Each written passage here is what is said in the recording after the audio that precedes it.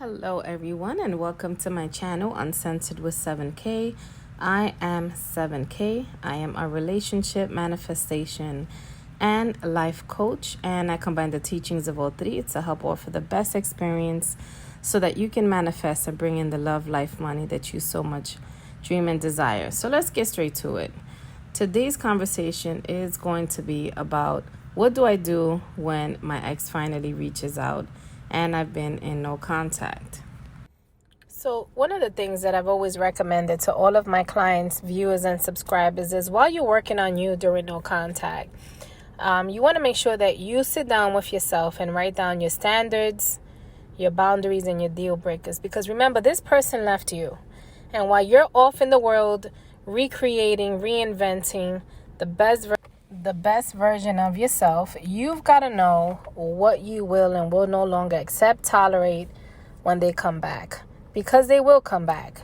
Whether you are manifesting them or you don't believe in manifesting, and just by the mere lack of your absence, that energy will draw them back in. So the first thing is that a dumper or your ex will actually test you. They're going to want to test the temperature, see, because for a while they have been worried, okay, what do I do if this person rejects me? What if they never respond? So they're going to tippy-toe back into it. So a lot of people are expecting a text or a call saying, hey, I miss you. I want you back. Let's talk about it. Let's get back together. Normally it doesn't work out like that. They're going to reach out to you with a very simple or quirky text, maybe even a phone call, but they might not even leave a voicemail.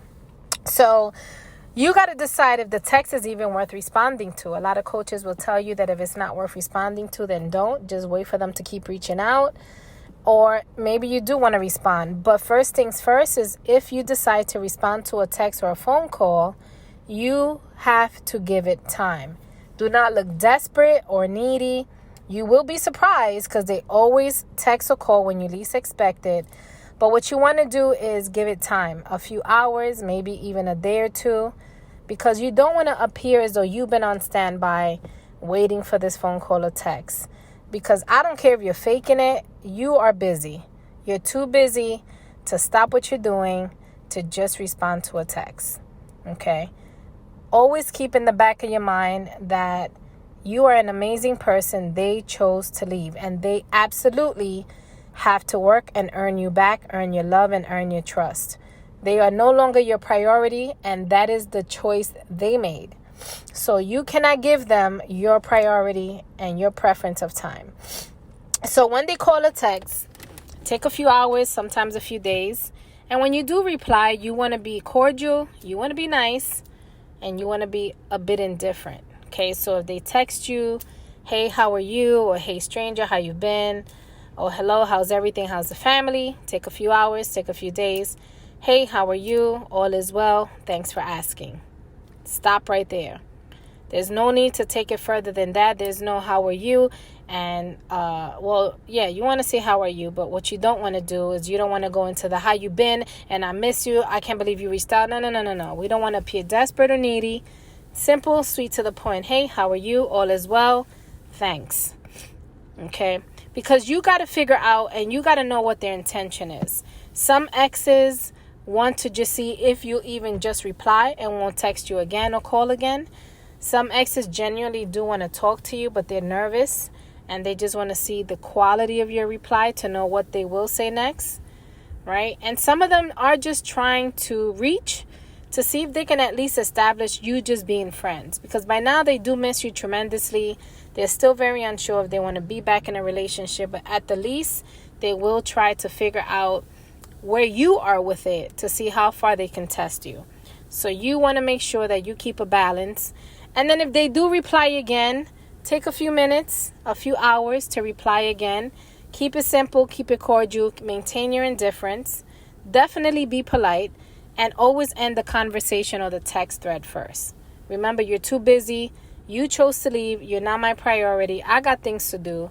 I cannot text you or talk to you for hours at a time. And if the conversations between text or phone calls become consistent for a few days, what you're looking for is for your ex to say, hey, I would like to see you. Would you like to meet up? Would like to take you on a date? And if after a few days of talking consistently, meaning you are being sweet, simple, and a bit indifferent and to the point. You're ending the conversations first. You're ending the text thread first. You don't seem desperate. You don't seem needy. If they still haven't said, hey, I would like to see you. Would you like to meet up? Would you like to go on a date? A lot of times people are just afraid to ask because they know that they're the ones that ended the relationship and they feel that they don't have the right to ask. And that's okay. So in that case, you can ask, hey, you know what? We've been talking and texting for a few days. Why don't we catch up over dinner? And I always say dinner because you want to go out to a space that's sort of romantic. If you go for coffee, a daytime walk, that's too friendship for me. And I always tell my customers and clients and anyone that works with me, if you want to find out if there's any romantic spark between you and your ex, you need to be in an ambiance that has some sort of romance attached to it. So you want to go on an evening date. So always only suggest dinner and a drink, or just dinner if you don't drink. But never suggest lunch or a cup of coffee or brunch. Absolutely not. So, if they don't ask you after about 2 or 3 days, go ahead and ask. And if they say yes, then just say, okay, great. And let them know when you're available and at what time. And then don't tell them get back to me. You tell them which one of these 2 days and times works for you. Because what you want to do is know their agenda, their intention. When you tell an ex, just let me know if anything works for you, then they can take days, weeks, and months or not reply at all. You need to give them or put them in a position where they got to give you an answer. Okay, well, listen, I'm available Friday at 8 p.m. or I'm available Saturday at 7 p.m. Which one of those 2 days and time works for you? Okay, great. Why don't we go here? And you set the date. Now, I'm not saying you got to pay for the date, especially if you're a woman, but I am saying that that's the direction you want to go in. And then when you guys meet up, you want to be fun. You want to be light. You want to look different. You want to have a different edge to you. You want to have fun conversation, maybe explore some of the things that they've been doing, talk about some of the things you've been doing and learning about. You don't want to talk about the relationship. You don't want to talk about the breakup. That is not the right time.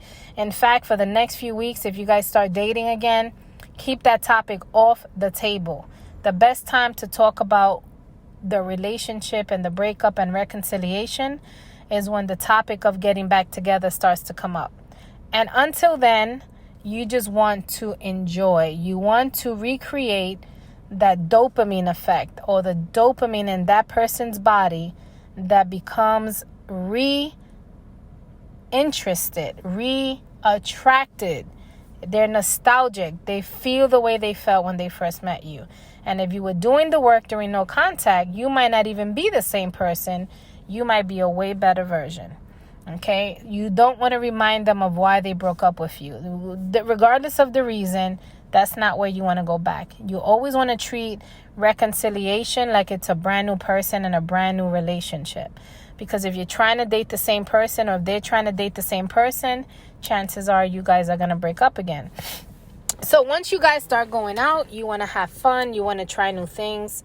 Keep the topic of the breakup and reconciliation off the table for a few weeks, maybe a few months, and kind of know ahead of time and telling yourself by when and by how long do you want to date before you feel that it should be time to sort of discuss this option of getting back together, because this could go on forever. You want to know around month 2, month 3, hey, what are we doing?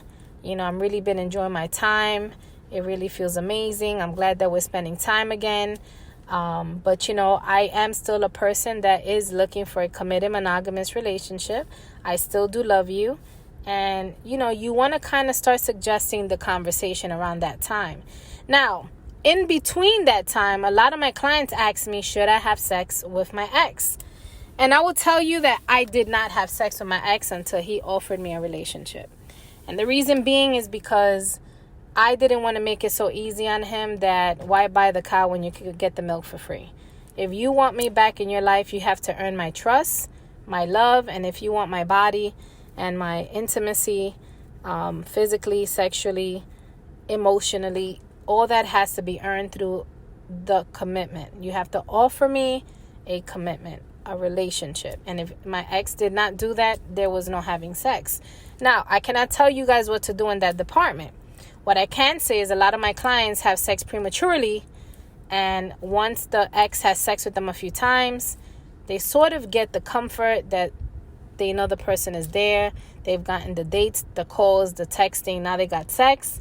And the need or the feel, the want for a relationship sort of dissipates. It goes away. Because you're really, at that point, they're not earning anything else. They've gotten it all for nothing. So you've got to decide if that's something that you want to do. For the men, obviously, women, we don't see it that way. If your ex is a woman, women are a little bit different as to how we apprehend sex. But the same is the same. You want to make sure that you're not giving up all of these resources and your intimacy and your personal time to the extent that the person feels like they're in a relationship without having to give you the commitment of a relationship. So these are all the things that you sort of have to know and decide when you sit down with yourself to really create a blueprint of your standards, your deal breakers, and your boundaries, because then you sort of have a roadmap of how you want this thing to look for you. Because if you don't know how long you want to date your ex before you're starting to want the offer of a commitment, if you don't write out to yourself, how long will I go before I'm, sexually active with my ex, then you're going to end up making some pretty serious mistakes that can cost you reconciliation with your ex. And that's exactly what you don't want. So you want to make sure that all those things are at play prior to you engaging with your ex. And I would implore you to actually stick to the plan. Stay disciplined. Just because they look better, they look good. Maybe they got a six-pack now. Maybe they're telling you all the right things. They got in your head. They got in your heart. Maybe they already got in your pants. And now you've given up all your boundary standards and your deal breakers. And when you do that, that person will lose respect. They'll take advantage. They'll take you for granted. Once again, they will leave you. So whatever you decide that's going to look like for you, stick to it. All right. And then once you guys get back together, then you want to start talking about, hey, what were the things that you felt I could have improved on that caused you to get turned off? Where did you feel neglected? Did you feel rejected? Those conversations have to happen, because if they were your blind spots, you want to make them come very much to your present relationship, because you don't want to make those mistakes again if you can help it. And start opening up some different channels of communication that will allow you guys to be vulnerable with each other and make a weekly commitment to have conversations about how you're feeling and the temperature of your relationship as you reconcile and you move along to a new phase in your life. And so that's typically how it should go. Now, if during the time that you guys are dating, your ex is inconsistent with texting you, calling you, inviting you out, you've got to make it very known to them what your boundaries and your standards are. So opposite of the circumstance I just gave, where everything sort of rolls smoothly, your boundaries, your standards, your ex has been consistent, you guys are starting to date, you're going out, you're having fun, you start talking about reconciliation, you guys finally end up back together, and then you guys start really putting on the table how to fix some of the issues that caused the breakup. The opposite of that would be that you guys are starting to date, and then your ex starts to be inconsistent, meaning that they're not calling you every day, they're not texting you, they're not asking you out. That means that your ex is not that interested in being around you, spending time with you. They're just testing the waters to see if you are as available as they thought you were, if and when whatever they got going on doesn't work out. So in a case like that, which happens very often, and that still doesn't mean that you cannot get back together, but what you do at that moment can make or break it. And what I'm saying by that is that when you guys start talking and texting again, meaning the ex comes back, he's texting you, it's a little consistent, you're texting and calling every day, they're initiating, please make sure they're always the one initiating. Again, they left, you need to allow them space to earn your trust, your love, and the relationship. So let's just say they've been initiating, they've been calling, they've been texting, and now you're responding with more consistency. You're opening up a little bit more. You're becoming a little bit more vulnerable. You're giving them a little more time. And then all of a sudden they become distant or they become inconsistent. You need to take a step back and mirror them. And what I mean by mirror them is that if your ex calls you and skips 2 days, in those 2 days, you do not call or text them. In other words, you go right back into no contact. You do not plead. You do not ask. You do not complain. You just slide right back into no contact. Because a lot of times exes just want to see where you are. And if all they're doing is breadcrumbing you and testing the waters, then that means that they're not that interested in spending time with you, being around you. They just want to make sure that you're still on standby.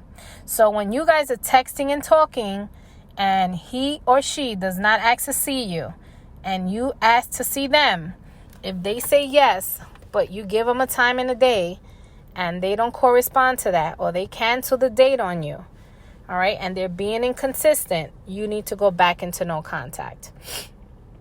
All right, you need to mirror them. If they don't call, you don't call. If they don't text, you don't text. You got to stay in your emotional control and proceed with living your life. And that can hurt and it can affect you. But that is the reality of what happens in between breakups. And you've got to stand your ground and stand by your boundaries and your standards. Because if you do not, I promise you that this will be you for many months and years to go. I have clients that have been on and off with their ex for years. And because they constantly break no contact, because they're constantly giving themselves away to their ex feels very comfortable and they don't feel the need, the absence. They don't feel the desire to have to offer a relationship because these people are giving them a relationship without giving them a relationship. So I hope this video helped. If you guys have any questions and need a little bit of help, please put your questions in the comments below or simply email me for details on how to coach you through this process. My email is savingtarot@gmail.com, SEYVNTAROT@gmail.com. Thank you so much. Don't forget to like and subscribe, and on to the next video.